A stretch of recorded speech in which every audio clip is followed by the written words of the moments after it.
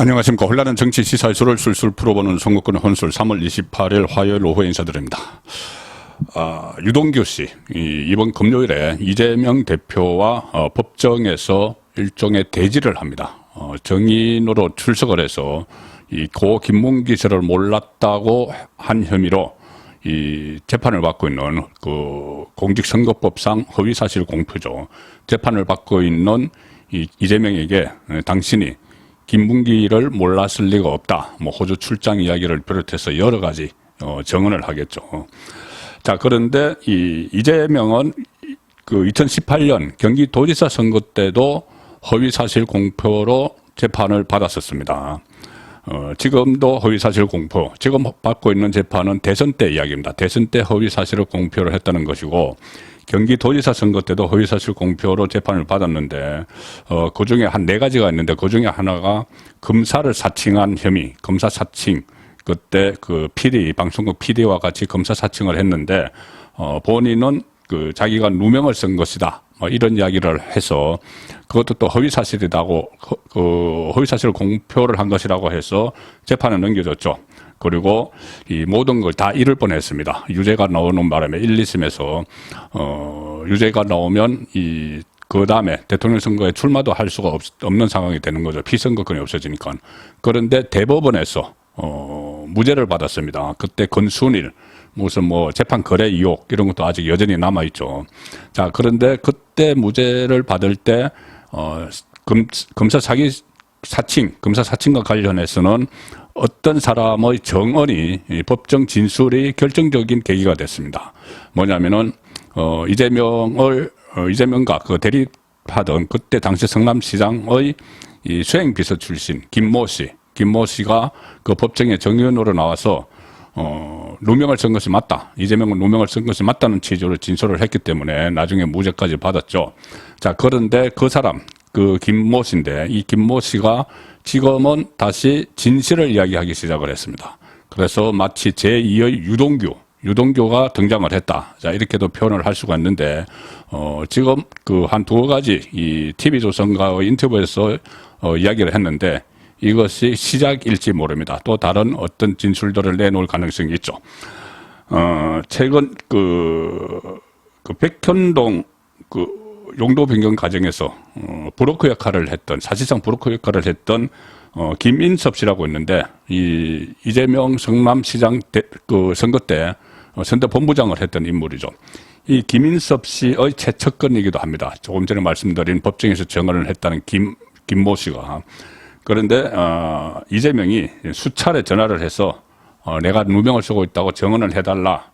자, 그렇게 말하는 대목이 이 김모 씨에게 말하는 대목이 녹취가 됐죠. 녹음이 됐죠. 그 녹음 파일을 지금 검찰에서 확보를 하고 있습니다. 이재명이 뭐 통사정을 했는지 뭐 권유를 했는지 어쨌든 수차례 전화를 해서 나를 위해서 법정에서 정언을 해달라. 자, 그런데 그 정언이 진실이 아니고 허위를 위정을 했다. 이런 이야기가 오늘 나왔습니다. 이재명과 관련된 여러 이야기를 김모 씨가 털어놨는데, 이 김모 씨는 TV조선과 만나서 이재명 대표 재판, 그때 경기도지사 선거 허위사실 공표 재판에서 위정을 했다는 혐의에 대해서 이재명은 지금 신작 소설이다 이렇게 반발을 하고 있는데, 그런 게 아니고 이재명 대표 허위사실 유포 재판을 앞두고 이재명 대표의 변호인이 그 김모 씨를 찾아와서 했던 말들을 지금 다 털어놨습니다. 이런 내용입니다. 상당수 질문에 대해 그 김모 씨는 그 변호인이 이것저것을 물어보는데, 이재명의 변호인이 이것저것을 물어보는데, 상당수 질문에 대해서 나는 당시 상황이 잘 기억나지 않는다 이렇게 이야기를 했는데, 이재명 쪽 변호사가 질문 내용이 모두 사실이다. 그렇게 알아라. 내용대로 답하면 된다. 이렇게 이야기를 했다고 합니다. 나는 기억이 안 난다고 하는데, 김모 씨가 그 이재명과 관련된 거기에 대해서. 그런데 변호인들이 다 질문을 다 들려주고 이게 사실이니까 그대로 내용대로 답하면 된다. 자, 그래서 그러면은 김모 씨가 법정에서 이 신문 사항대로 묻는 대로 예라고 답하면 되느냐 이렇게 물어보니까 변호사가 그래, 그렇게 하면 된다. 무조건 예라고 하면 된다. 그리고 미리 다 시나리오를 짰다는 이야기죠. 김모 씨는 또 이 문제와 관련해서 이재명 대표와 수차례 통화했다. 이렇게 이재명의 변호사에게 이야기했는데 이재명 변호사는 법정에서는 그렇게 말하지 말고 한 번 통화했다고 말하라. 이렇게 조언을 했다 합니다. 왜 그러냐면은 이 위정교사가 없었던 것처럼 하기 위해서 단 한 번 통화했다. 이렇게 말하라고 한 거죠. 여러 차례 통화를 이재명이 계속 전화를 걸어왔는데, 그래서 이렇게 되면은 기억이 잘 안 나는데도 정언한 거는 위정이 되고 이재명 대표 쪽은 위정교사 정황이 있다. 그러니까 이재명이 위정교사 혐의가 또 새로 생겼다는 겁니다. 그래서 한동훈 법무부 장관도 어제 법사에서 그런 이야기를 했죠. 위정 자체가 시행령상으로도 새로 개시할, 수사를 개시할 수 있다. 지금 검수완박이 됐지만 시행령을 바꿔놨기 때문에 위정 자체를 다시 수사를 새로 개시할 수 있고, 그리고 관련 사건, 그러니까 위정교사죠. 이재명과 관련된, 이재명이 관련된 관련 사건으로도 수사할 수 있을 것 같아. 지금 시행령으로도 검수완박을 해놨지만은, 한동훈 법무부 장관도 그렇게 이야기를 했습니다. 그래서 이 위정 혐의, 이재명 대표의 위정 혐의가 점점 더 구체화되고 특히 김모 씨의 진술에 의해서 또 다른 이 혐의점이 포착될 가능성이 상당히 높아졌죠. 자, 이런 이야기도 했습니다. 이 김모 씨가 자신이 모시던 김인섭 씨가 체포가 됐는데, 다른 일로 체포가 됐는데 정진상이 전화가 왔다고 합니다. 정진상이 전화가 와서 이거 그 김인섭 체포됐으면은 이제 백현동은 어떡하나 이런 걱정을 했다고 합니다. 이 백현동 그 혐의가, 백현동 아파트 혐의가 옹벽 아파트 그 일이죠.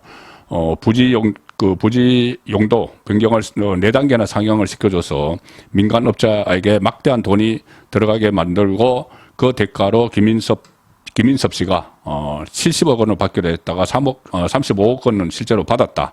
자, 그런데 김인섭 씨는 이재명의 핵심 척근이다. 그래서 이것도 검찰에서는 이재명 성남시장이 인허가 장사를 한 것 아니냐. 자, 이렇게 의문을 가지고 수사를 하고 있는 그 상황이죠.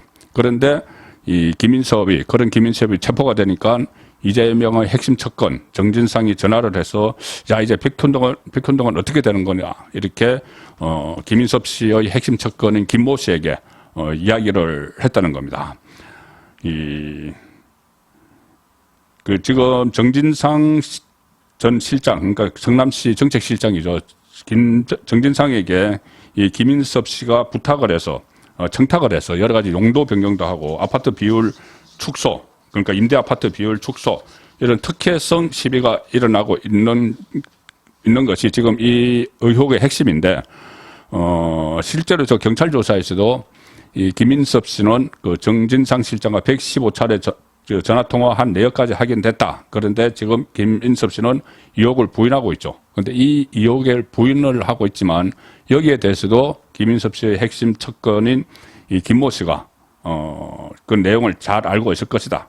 자, 그렇기 때문에 김인섭 씨의 핵심 척근인, 그러니까 이재명의 핵심 척근 김인섭의 핵심 척근 김모 씨가 다시 여러 가지 진실을 지금 이야기하기 시작을 했기 때문에 제2의 유동규가 등장을 했다. 그리고 이재명 대표에게는 치명상을 입힐 수도 있다. 그런 내용을 말씀드렸습니다.